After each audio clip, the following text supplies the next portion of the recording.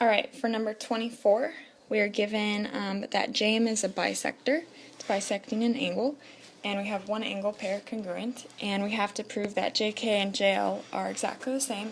Therefore, we first have to prove that the triangles are congruent. So if I look at my left-hand side, I notice that they didn't specifically put the two given somewhere because line 3 is different. So I'm going to write the first given, JM bisects angle KJL here. That's given.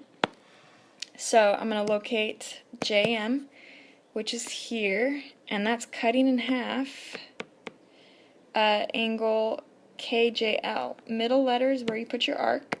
So when I put an arc on the J, it should be cut in half, and it is here. So if that's cut in half, whenever something's cut in half, the two smaller pieces that got cut in half are exactly the same.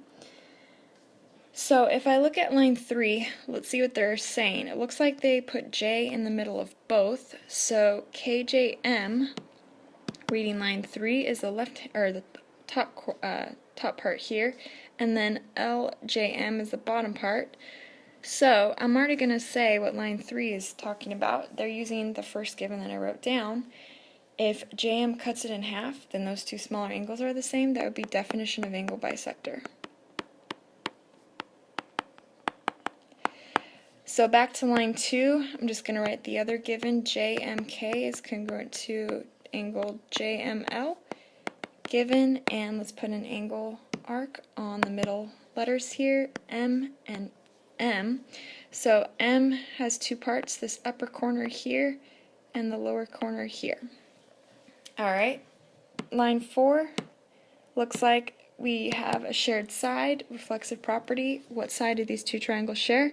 JM. So JM is congruent to JM itself if I were to split the two triangles apart. So we should have enough information to prove the triangle's congruent, because if I look at the sixth statement here, we should be saying that JK is congruent to JL, which means corresponding parts of the congruent triangles are congruent. So highlight a triangle, doesn't matter which one you choose, and read off what you have. So if I look at this triangle here, the green arc stands for an A, the tick mark is a side, and then the blue arc is another A. No matter if I start on the left-hand corner or right-hand corner, I would read it as angle side angle, because the side is in between the two angle pairs. So I could say that these two triangles are similar by, congruent by angle side angle.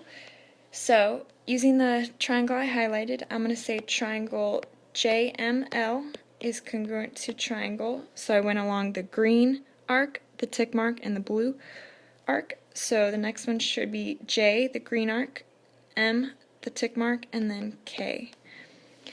And finally, JK is congruent to JL by CPC-TC, corresponding parts, congruent triangles, congruent. How do I know my line 5 is correct? Let's see. JK is the first and last letter, JL is the first and last letter, so that's a way to check as well.